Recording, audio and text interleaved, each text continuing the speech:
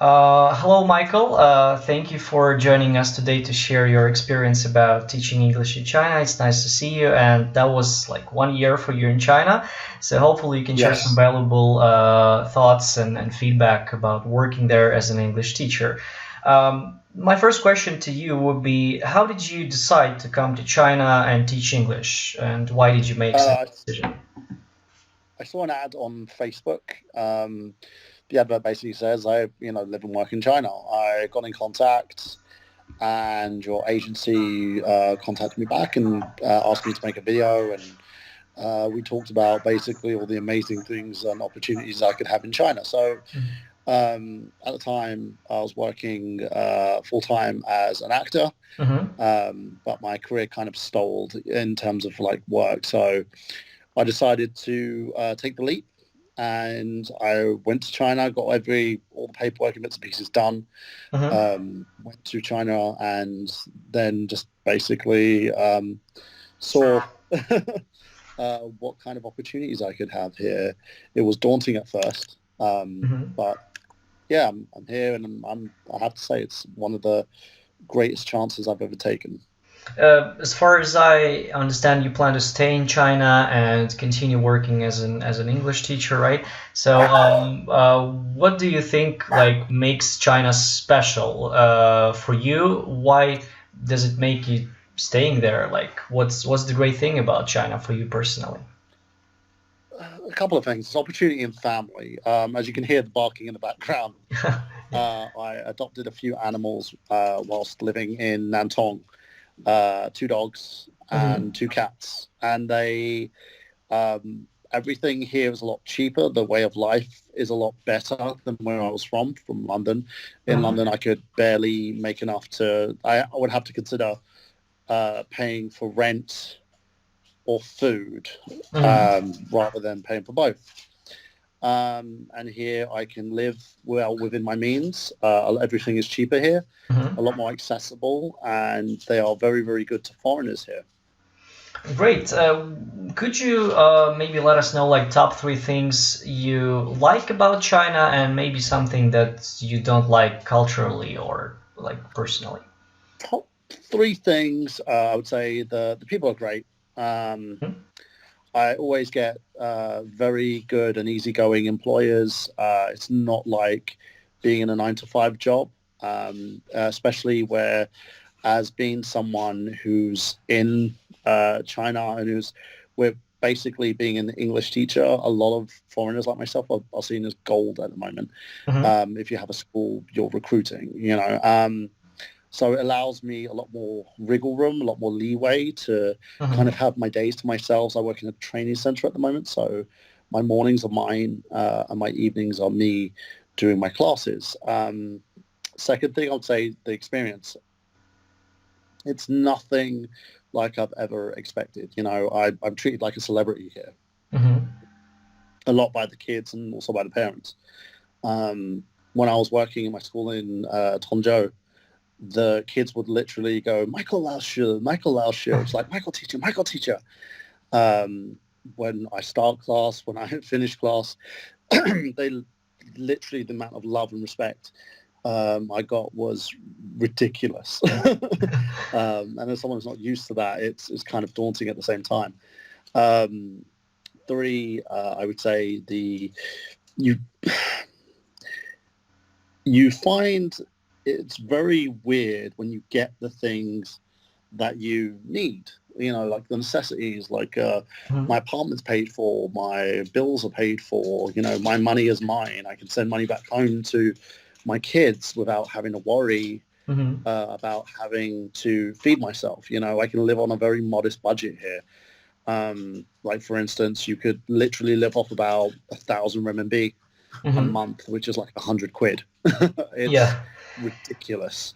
Um, but they're all the big positives. There's so many positives, to be honest. I could do a top 10 on the greatest things about China. I'm still learning. I'm still learning the Hmm. language. I'm still trying to integrate as much as I can. But it's very different in a sense. Yeah. Top the negative things, there are issues but I don't think the issues are from China's standpoint.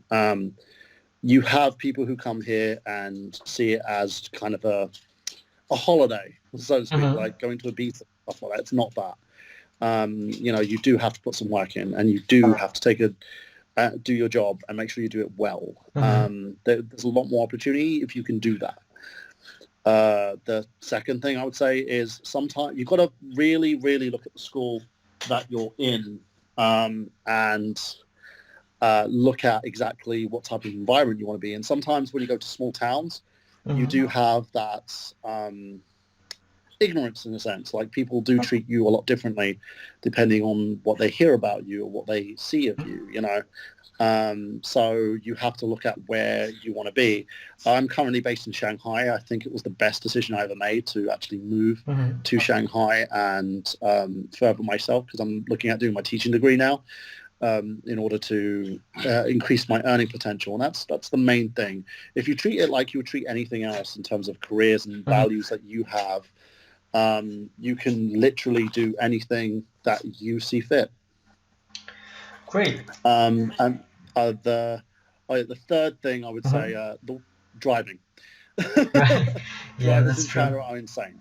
That But is yeah, true. Actually, as for your start, your first application, and until your arrival to China and employment and moving to your apartment, could you tell about the support and what was provided by the company? Like, what happened, like stage by stage, from your first application until your arrival, and how the process was for you? the process was rather easy. I was notified what I needed, um, but I did have to do a lot of the groundwork myself. I think people don't understand the effort you have to put in and the money that you need to spend in order to Mm-hmm. get here. I think in total for my Chinese visa, I think it's called a Z visa. Mm-hmm. It's and also to get your residence permit, it costs you around about £2,000 Mm-hmm. to get it done, because you have to get everything certified. You have to get not just by the UK consulate, you've got to get it certified by the Chinese consulate. Mm-hmm. Everything has to be meticulously done. You have to make sure that in terms of what you're producing, it's correct. You need your degree. You need a check basically to see if you're. It's a what they call it in the UK. Um, there's a certain check that you've got to do in order to basically get your permit sorted out. They have to be certified by a British agency, then they have to be certified by the Chinese government agency. Mm-hmm. And that all has to be done in the UK. Then you have to then make your way here once everything's been granted and certified, and then you go into the process of being selected and where you want to go. I didn't mind where I was going because I didn't know much about it. Mm-hmm. I was learning as I was doing. And then eventually, once I kind of figured everything out and knew where I wanted to be, the one thing I will say about being in Tongzhou and get put into that situation was that I was given a lot more training than most teachers in my position would be given. Mm-hmm. I basically was working in a kindergarten and a training center Mm-hmm. and also doing daycare. So I was dealing with 3 different schools within like a 10-minute distance from each of them. And it was a great position. And I felt like the process, because I was learning, the process wasn't as smooth as it should have been. But if you're given all the information, you understand what you're doing and how you're doing it, Mm-hmm. the process should be very, very smooth. But you will have to put money in order to get you there. But you get to see a lot of places. Like me going to Hong Kong to get my visa was so great. It was like going to a different place. Mm-hmm. Great. As for your like first week in China, when you just arrived and until your first class, maybe, was there any cultural shock for you, or what were maybe like top 3 things about culture that stunned you most? A lot of people are very conservative here. It's not like living in the West, but there are Mm-hmm. differences. There are a lot of differences. The way people stare at you, because again, I was in a small Hmm. town, so it's a rather different experience being in a small town than being in Shanghai. Shanghai, people see foreigners a dime a dozen, so because they see us all in a same position, it makes it a lot more easier. Hmm. Whereas being in a lot more harder because people haven't seen you, they don't know foreigners as well. You know, it's a literally a culture shock for them. My second biggest culture shock is people in China. There is this state of, because there's so many people here, there's a state of kind of people will push each other out the way. You know, they'll get in front of you in the queue, they'll cut the line, they don't care. Yeah.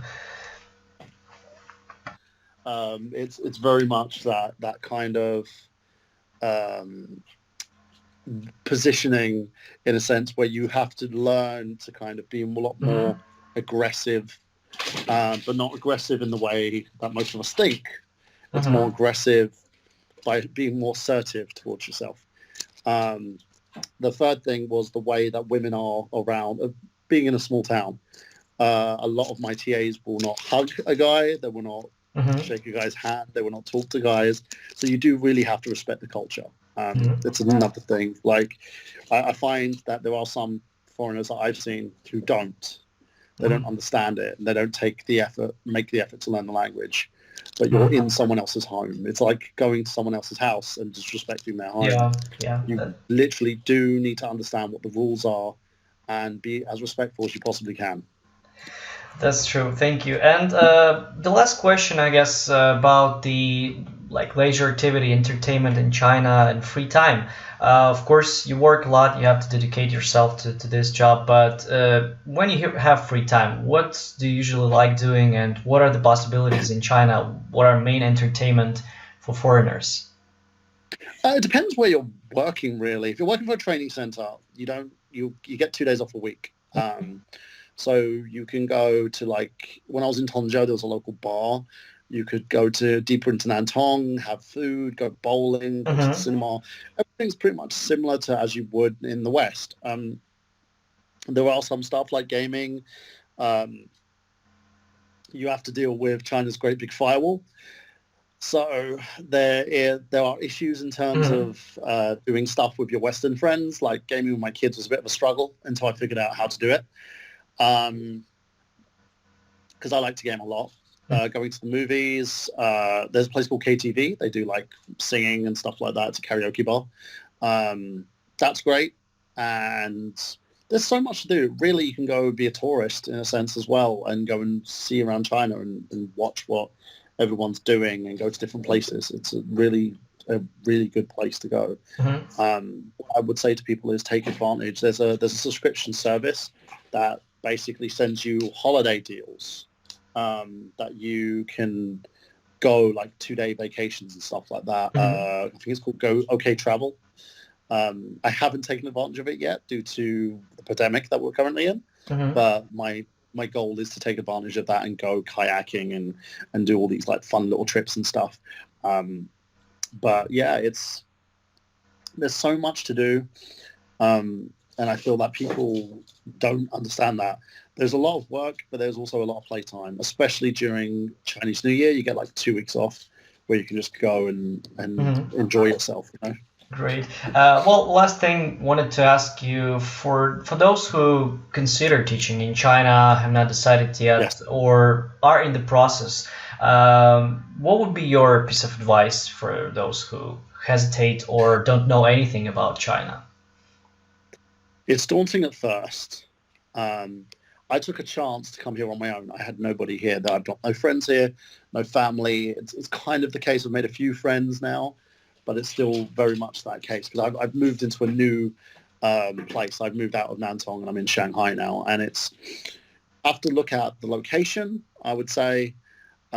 Make sure that you do your due diligence on your visa paperwork and also make sure that you understand where you're going, what the Mm-hmm. culture is like, because everywhere in China is different. Everybody treats each other very differently depending where you go. Um, So make sure that you understand all these things and be as respectful as possible, but also have fun. You're not, don't feel like you're coming here and you have to literally throw away all your Western values and ideals. That's not the case at all. Just be respectful and have as much fun as you can. And just remember why you're here. For anybody who wants to teach in China, it can be very, very lucrative, especially now in today's climate. But you literally need to know what your worth is and do as much research as possible so you can further yourself. Treat it like any other career. Great. Thank you. Thank you for a detailed and full interview. That was great to hear your experience, and hope you stay in China for more and more, and this experience is enjoyable with every year.